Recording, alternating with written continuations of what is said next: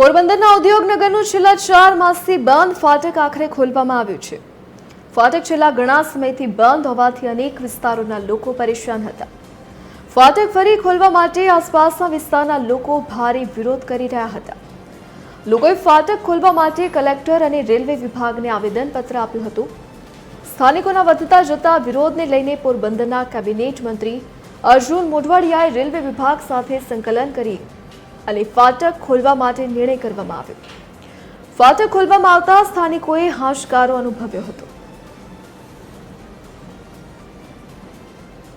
છેલ્લા 4.5 મહિનાથી આ ફાટક બંધ હતું, જેથી કરીને આ વિસ્તારના લોકોને તો ખરું, પણ અમારા જેવા જેને ઉદ્યોગનગરમાં આવવું હોય, બીજા કંઈ કામકાજ હોય, એના માટે પણ એક લાંબો રૂટ થતો હતો।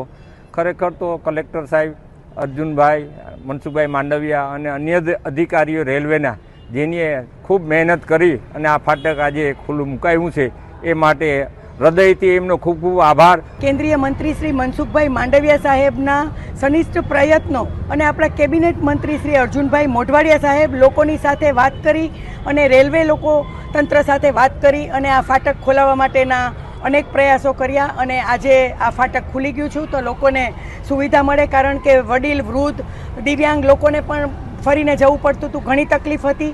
એટલે લોકોની સાથે ચર્ચા કરી, તંત્ર સાથે ચર્ચા કરી, રેલવેની સાથે ચર્ચા કરી અને આપણા માનનીય મંત્રીશ્રીઓએ આ આજે આપણને લોકોની સુવિધામાં પાછો જસ અપાયો છે।